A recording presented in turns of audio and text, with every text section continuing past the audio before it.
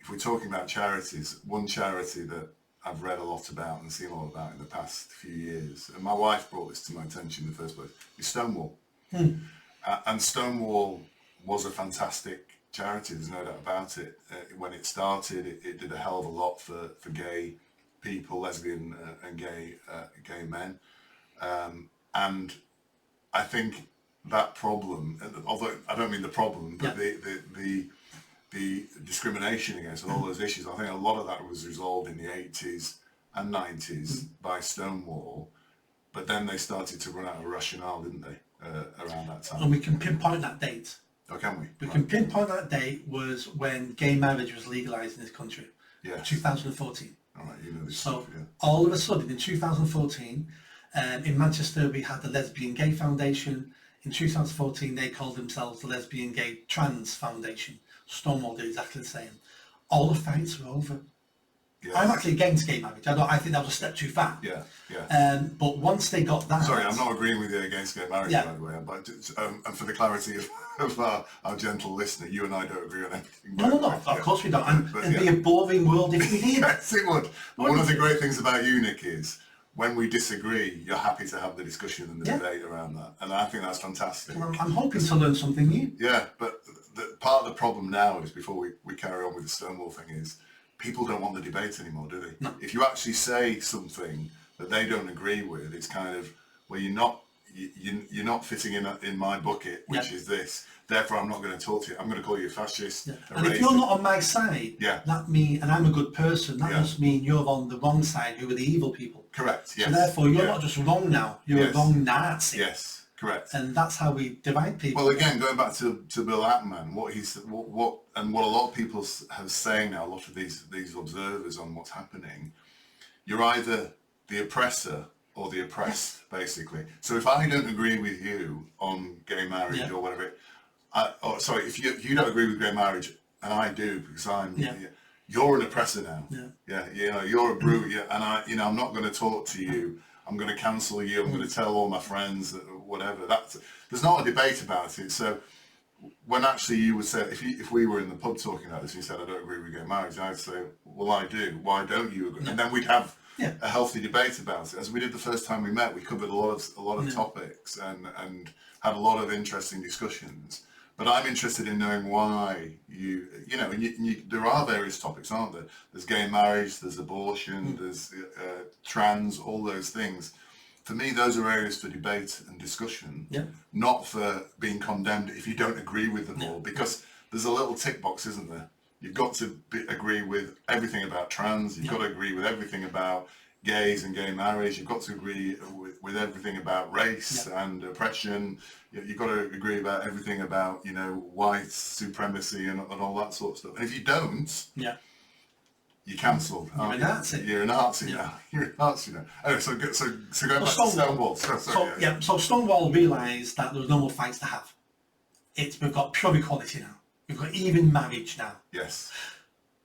I'm out of a job. CEO of Stonewall's going, I'm on £250,000 a year. Yes. Have you seen how great my pension is? I'm not ready to retire. We need another fight. Oh, I met a guy last year dressed like a woman. He was a bit upset. We're now for trans. So they just jumped on another bandwagon. It's called forced teaming. So forced teaming is an idea that... Forced teaming? Teaming. Yeah. Which is an idea that some other group has done all the groundwork and all the heavy fighting and has taken casualties and as one part of the war, and all of a sudden you come along with your new ideas and you jump into their team because they're already a winning side and they've already broken down many of the barriers. It's called forced teaming. So when the T jumps into the LGB, that's called forced teaming. And then everything was about trans then, because there was no more gay fights to have. And that's what happened from 2014 onwards. And I think you're right. They're all the chief execs and all the employees are on big salaries. But forced teaming I call it maybe on the shoulders of giants. It doesn't really matter. The original people who set up Stonewall, did fantastic things with no payment, no whatever. They were actually doing it for the right reasons. And then there's this very institutionalized organization, Stonewall, in the 90s, which then says, right, how do we keep going? What do we have to do that? But they get funded massively as well. They came up with a great grift, which was saying to multinational companies, we're going to inspect you. And if you're a good company, we're going to put you on our best 100 list of LGBT friendly organisations to work for. Yes. It was basically a gangster shakedown. Hire us to do an inspection, or we're going to tell people you're not going on our list, which automatically means you're anti-LGBTQ. It was a mafia shakedown. When mafia just go up to people going, I'm selling insurance for your shop, they don't need it. Yeah. You need it. Yes. It's a shakedown. Yeah. And going back to your point, if we go right back to your point about the banks, the banks, again, presenting themselves in a way that people will like us, we'll sign up to this. We'll sign up to Stonewall's diversity, inclusion and equality side as well, because that will make us look good, won't it, basically? And the climate thing is another example for me of that, basically. Show your credentials by signing up to the climate change, whatever it might be. Toss a little bit of kind of money in that direction, but carry on doing what you're doing to make the money, basically. And everybody will be happy because we've ticked all the boxes. And you shake the shiny keys, look at the keys, don't look at what we're doing, look at the keys. That's what they're doing. Yeah. And then again with Stonewall and all these organisations, they've also then recruited and trained a class of activists. So even when they got gay marriage, and that should have been the end, all the activists go, we won.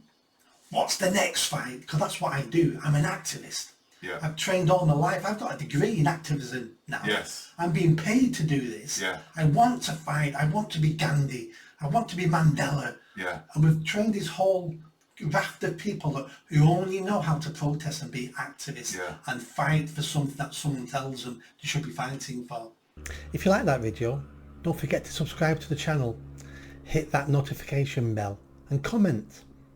And if you like what I'm saying about running for Mayor of Greater Manchester, then stick around, tell your family, tell your friends. The only way I'm going to have a chance of winning is a grassroots movement, so be part of that movement and hit that bell. Thanks.